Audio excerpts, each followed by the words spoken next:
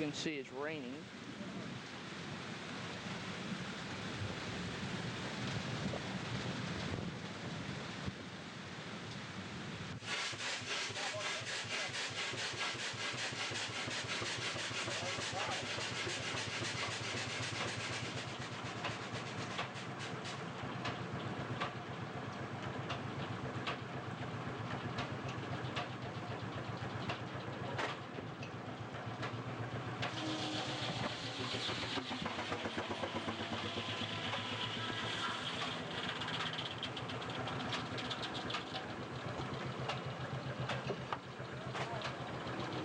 I'm going to travel around a little bit, man, get a few sounds here.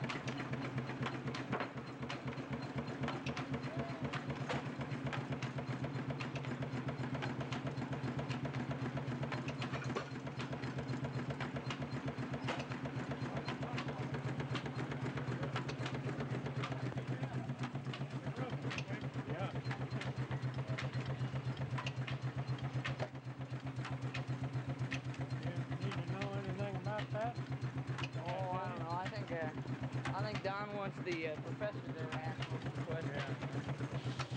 I'm just around getting the sound. How old is this thing?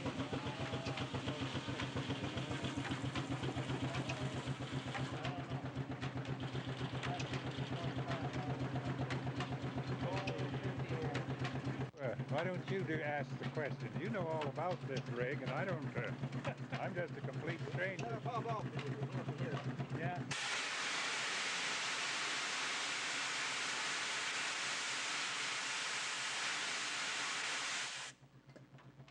Well, I suppose. Yeah.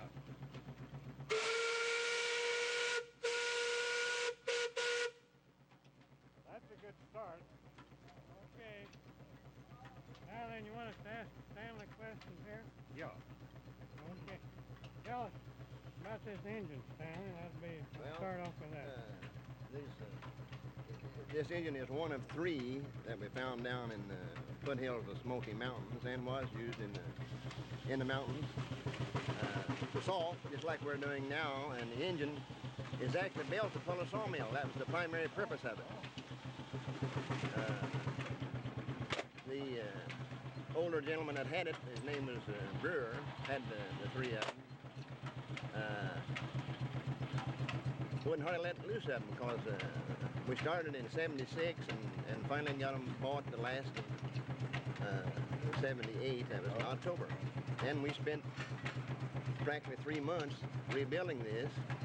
And really, after we got it done and got it to run, Glenn has done a lot of work on it, shaping it up and making it run smooth and such like it. And it's in good shape now, don't you think?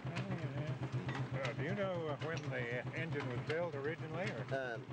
We think 19 and 20. 19? Now, that would be within a year or two of it, I'm sure, because... And how many horsepower does it have? It's a 20 horsepower. Of course, the horsepower on this is different from what we talk about nowadays.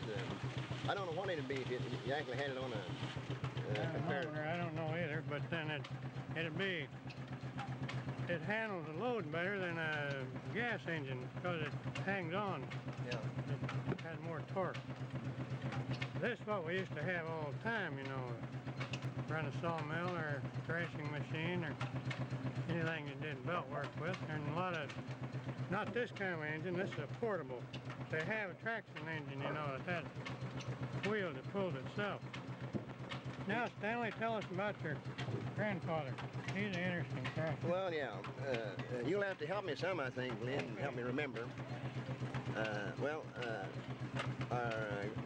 My grandfather was Thomas Hudson, Thomas O. Hudson, actually.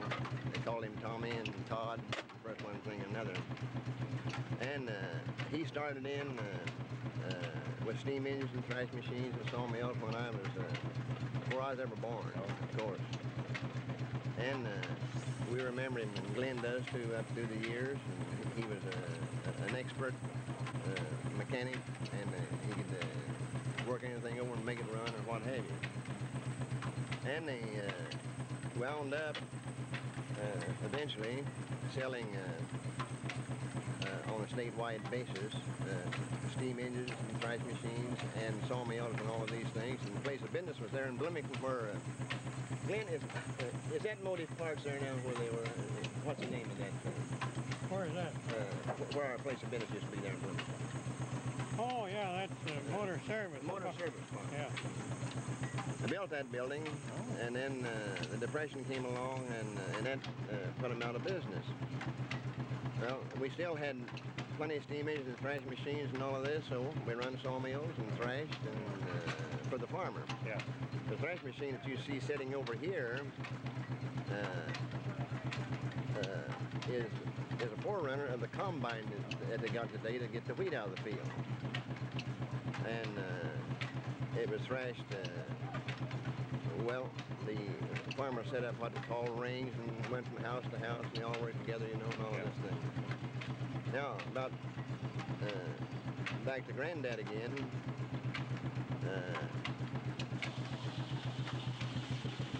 I don't know what to say about him. You, Glenn? Well, tell about it.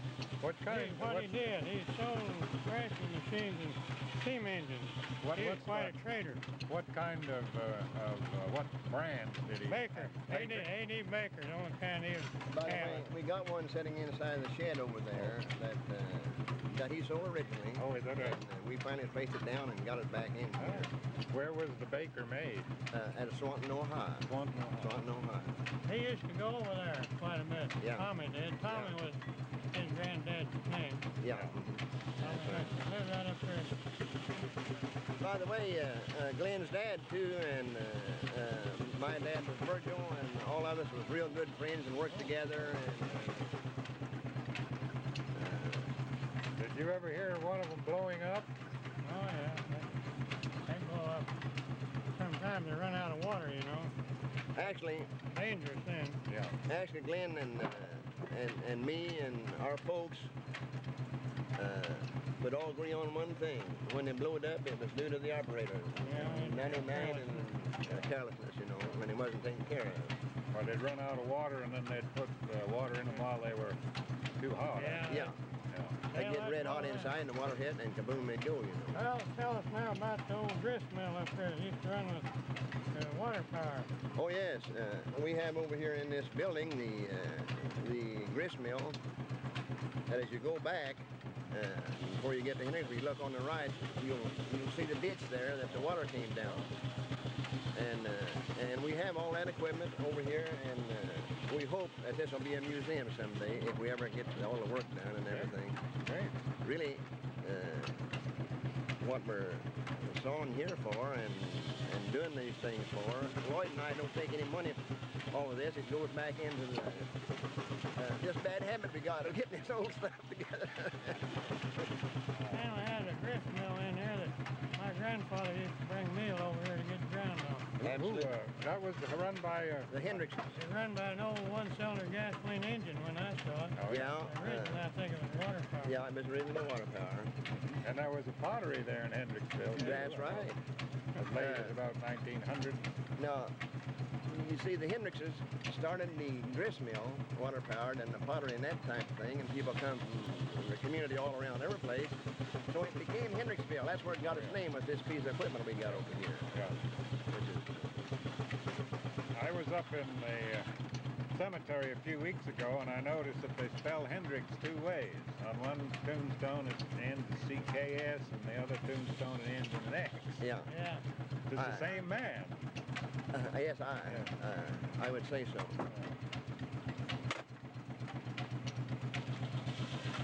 But when did the steam engines begin to go out and be replaced by gasoline and diesel and things like Well, that? this company here, I know this to be right, built steam engines until 1936. Oh. Really, I'd say 2930 was the turning point, wasn't it? Combines and other equipment, tractors, it's a lot easier to, By the way, a too. lot more convenient. You have to wait on these came up. Yeah. Yeah, But your fuel doesn't cost anything. that's right, that's right. If you had to hire somebody to do it, you Yeah. couldn't afford Yeah, it that's nowadays. true. No, if you had to hire an engineer, you know, and so. He's not very high priced, in other words. He's a Yeah. guy. You let him blow the whistle every now and then. Yeah. That keeps you happy. Well, he's like all of us. We enjoy this. Enjoy what we're doing. This running is actually to him and me too. I know he feels like it. That's music to us. Yeah. You know. Well, you never know how much. We've been away from it, you see, 50 years or more, and then here we are back where we started. Now, do these, if a part wears out on one of these, what, you'll have to make it, I suppose? Yeah, we'd have to make it. And actually, if we're kept lubricated and taken care of properly, it's good for no telling how many years without any parts. Long time. They last. A lot of the parts are cast iron, aren't they? Yeah. It's heavy, you see. Yeah. You know, of course, they built the steam engine on back into the late 1800s and middle and so on. And we know, we think we're pretty smart now and got all modern equipment and everything. They was pretty smart then too, or they could have never got this put together the way it is. Now, when you think of, say, casting one of those big flywheels. Yeah, or that whole body there. Oh, yeah. But the remarkable thing to me, I don't know how they ever got those boilers shaped and put together. You see, it's all riveted. Yeah.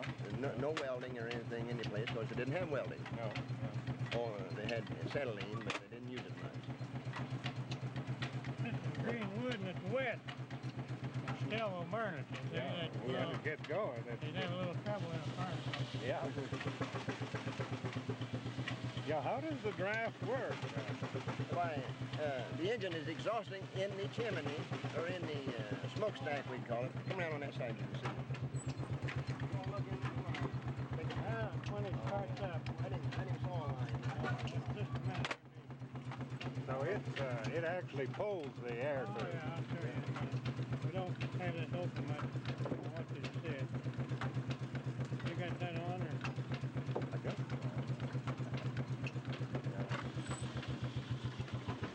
Oh boy. He ought to come over and take a picture of that, but I don't know.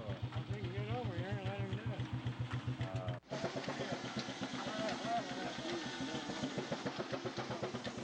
How high do you have to keep the water? Right where it is now, about a half mile. If it gets too low, it'll blow up. Yeah, you might run out of wood. I know.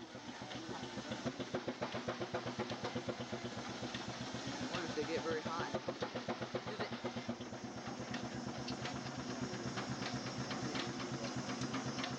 How much you want to start? We got one more long.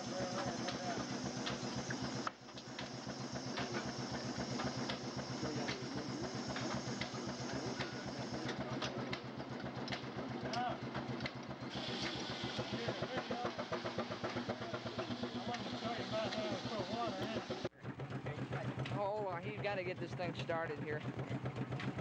Okay. This is called an injector. That puts the water in the boiler. Now, they have the same steam pressure as the water pressure, as you see. It has to go in. Yeah, it does that. It's a matter of velocity of the steam over the water.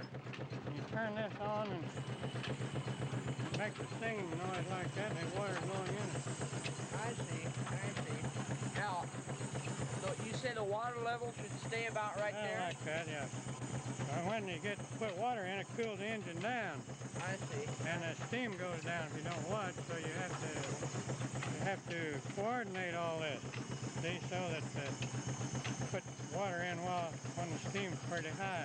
It doesn't cost anything to run this thing. No, just the wood. Just the wood, and you make that yourself. Yeah. But if you had to hire somebody to do this, it'd make a big difference. Bet it would. That thing there you see blows. That just Blows out the hot water. yeah, steam when you're starting it. Do you have to daily grease and oil this Oh thing? yeah, twice a day.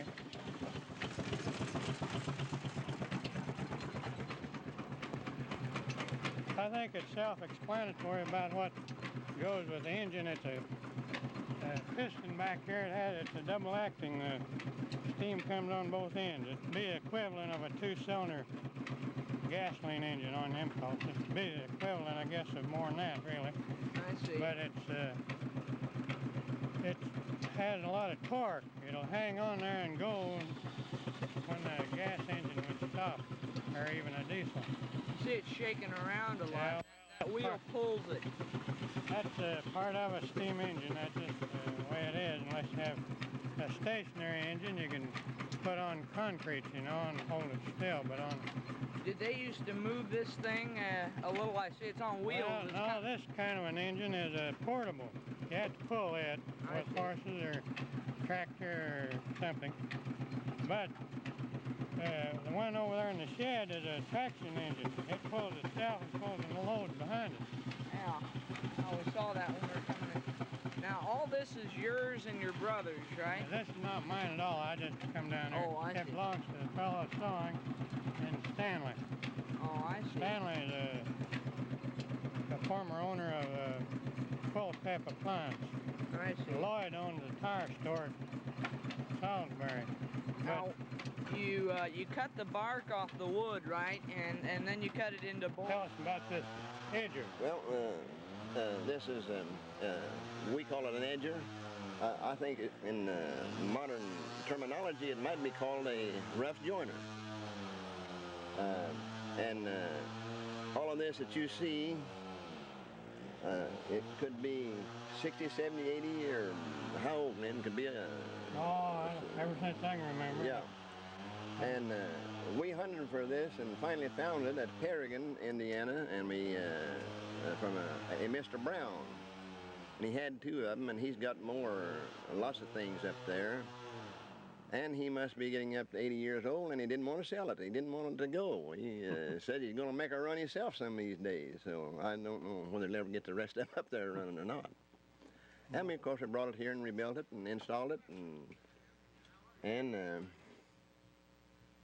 that's about all I can think Well, of. you might tell them it used to be we'd have a line shaft across back there that would run this rather than Right. rather than a gas engine. We're running this with a little gas engine now, and there'd be a line shaft that goes across behind the engine that would run the cutoff saw to cut the wood and run over here and a belt run down to run this from the line shaft. So it was entirely run off of the steam engine.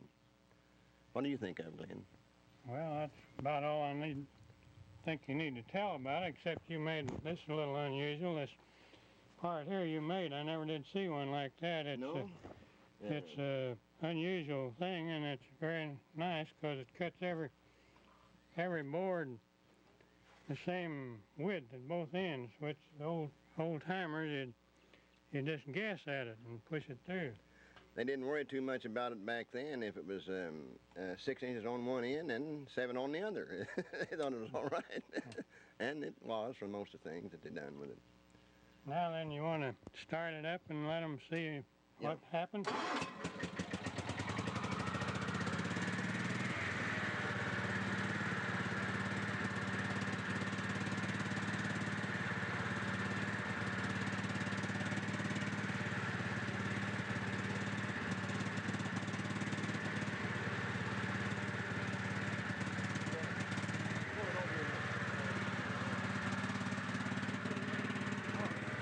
If you'll notice right there, right now, he has measured that board, and he will just take the mark off, and that's all.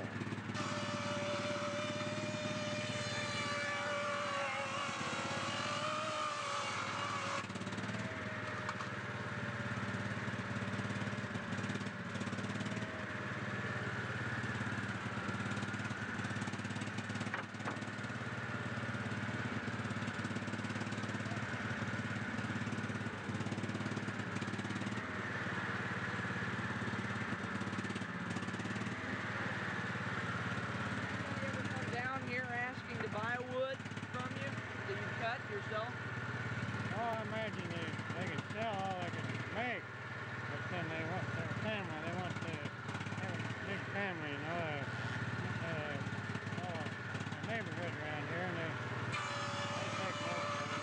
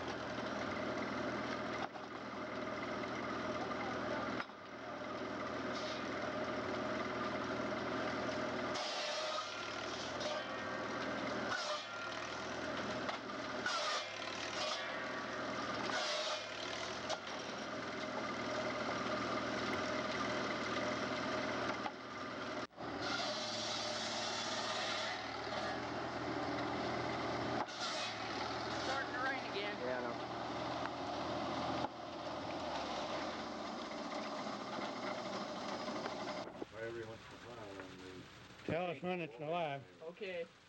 All right. Okay, tell us first what your name is, and then... Well, I'm Lloyd Hudson. I'm one of the owners of this outfit, and then my brother, we put this thing together and worked on it. So you own a tire store at Sawmill? Well, I did. I'm pretty much retired right now. I turned over my excavating equipment and everything to my boy and girl, and they're running it now. Once in a while they holler, but not often. Now then, we've already talked about the engine and the edger and the cutoff saw, but I want you to tell where you got this mill and what size it is and what the parts are on it and various things that they'd like to know. Well, we found this mill over the other side of Newark, Indiana, sitting over there, but it was all rotted down. The wood was gone off of it, and it's got a 52-inch inserted two saw on there. The teeth can be replaced. Just put in new teeth. You don't have to buy new saws or anything when you have trouble. And it's a 3-head block mill, and we can saw stuff up to 22 feet long on it. We saw stuff for individuals around here. Anybody comes in, if they want a pattern, a house pattern sawed or a small house or anything like that, we'll saw it out for them if we've got the logs on the yard and got time. Right now we're sawing mostly cross ties right now because we had a bunch of small timber and stuff that was just good for cross ties more than anything else. We've got a bunch of popper out there now. We got to saw some stuff for. Got 2 guys in Indianapolis wanting some of it, and then a guy over by Owensboro wanting a bunch. The lever there that you see Glenn got a hold of right now, that's what does the feeding. When that's in the carriage you past the saw, brings it back. And Well, Stanley told us about the engine, but I'm sure there's more to tell, so you tell your version of it. well, there's not much to it. I mean, we've got the 2 engines right now. We got the big one over there in the shed. It's a Baker that our granddad sold new. You see, did Stanley tell him about the engine? Will you sell it, don't you? Yes, but you tell yours Well, too. I always forget part of it. Our granddad, he traveled the state of Indiana and sold these new. And in Bloomington, they had a big building up there that they built new there on the corner of 5th and Rogers and kept this stuff in there new for sale. Of course, about all our dad ever done was to sawmill, thrash machine like the one you see in the shed, and they had rock crushers back in the 30s. They even contracted and built new roads, built small bridges, and crushed the rock, put the rock on the road, done the whole thing. Now you have 2 steam engines, right? Yeah. And a separator. Got the thrash machine. And a grist mill. Well, we got. And a Fordson tractor. Well, then we got a lot of other antiques, old farm machinery and stuff. And when we get it all put together, we'll have just a kind of a small museum that the people can come here and see what we've got and see it in operation and enjoy it, we hope. What about all these other levers over here and things? Well, that lever there, that's what you set your blocks with. It's got that scoots your log out and never how thick you want your board. Now, them little holes you see there in that pin, you put that pin in different holes for what you want to do. You can put it in a 1/2-inch hole or 3/4 or an inch hole or 1 1/8, so up to 2 inches. Where we put that pin, that's how thick your board will be, see? And the things there with the sharp point, them are dogs. What do they do? That dogs the log down to where it won't turn or roll or anything. Hold the log on the carriage, so when you go through there, it won't turn. And then Glenn Welly here, he knows as much about these sawmills and stuff as we do because he was raising one too. You know that? Oh, I see. Huh? I didn't Now, know that. his dad had sawmills and thrash machines, and he worked at them when he was a kid, just like we did. And then we got out of the business, and now we're back in it. When we thought 40 years ago, I never wanted to see another steam engine or have anything to do with one. Now here we are, got 2, and we're building one. We're even building a small one.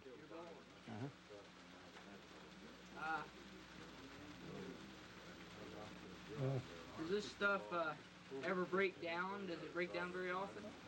Not often. You have a few repairs on it now, but you can make all the parts for them that you want. You can make them? Oh yeah. You make them here, or we make them in a lathe. Go to if it's a machine shop and get them all made. You can't buy no parts for it because it's too old. Tell them about the cross ties, what they're used for, and what the treatment they give them, and so forth. They go to the creosote plants, the cross ties do, and they're go into big vats of hot creosote and soak them full of creosote, and they go out here on the railroad, and that's what your railroad tracks fasten to, and that's what the trains runs on. I see. What are the cross ties usually made out of? Did you say it was a pine or poplar? No, poplar they won't use. They won't use lin or basswood, cottonwood. They'll use sycamore, hickory, oak. Hardwood. Hardwood, right? That'll stand up for a long time. I see. Where do you get your wood from? The woods that are surrounding it? Well, yeah, we have some of this, and then we do. We're buying a few cross ties off of a big company, and then we've got timber of our own. We got a piece of ground over here on the pavement where we're building new houses, and we take the timber off of that and saw it when we want to. I see. This little thing right here that carries off the sawdust, that's pretty neat. That wasn't your invention now, was it? No, that's just a sawdust drag. I mean, now years ago, they used big long handled scoop shovels, and the guy stood there and scooped it out all the time. He'd sit under the saw and throw her out. I see, but now you've got this that kind of carries it away, right? It just drags it out there. When it gets so big, we take a tractor and shove it over the hill a little bit. That's one thing you can sell is your sawdust. Right. Now the wood, you can sell your wood. Of course, we don't sell any wood. Everybody that works around here and our relation, they come in and get our wood and burn it. I've got a fireplace. I get about 6 or 8, 10 cord corded up to my fireplace, and I use my fireplace all winter, see. Yeah, probably, all the wood, you run this in the winter too? No. No? We shut down, and just quick, it gets big weather gets a little bit bad, we'll shut down, and then we'll start over in the building and putting the grist mill up and working over there and working on our other stuff, see. Till bad weather, then we might slip off and go to Florida or somewhere. You might tell them about our fathers, our parents, though, how they worked on frozen logs and all that. Oh, yeah. They had to make a living at it. Glenn's dad and our dad, they went right ahead through the winter time, and they drug the logs in. The logs were froze, and they was hard to saw, and the wood was wet and froze. You couldn't hardly hold steam on the engine or nothing else. And me and Stanley there, we stayed out of high school, 1 or 2 days a week and run the engine in the sawmill so our dad could go ahead and saw and make a living for us. After that, you have to, I bet, ain't you? Well, yes, I do. Yeah. I've fired engines a lot and worked on the mill. I used to set blocks. That's what you call operating that thing there. The mills are, his dad and our dad had, you rode the carriage all the time. Stayed right on there and rode. One man. This thing here is called a carriage. You ride right past the saw, right and back and forth all day long. You stand right there and ride her. Is it very dangerous working around these big saws and things? If you get careless, it could be extremely dangerous. But if you just watch and be cautious, ain't not too much danger about it. And you do this just for fun, right? Well, yeah, we just trying to make enough expenses to keep our engines and all of our stuff up where people can see it. You've got a spider on your head.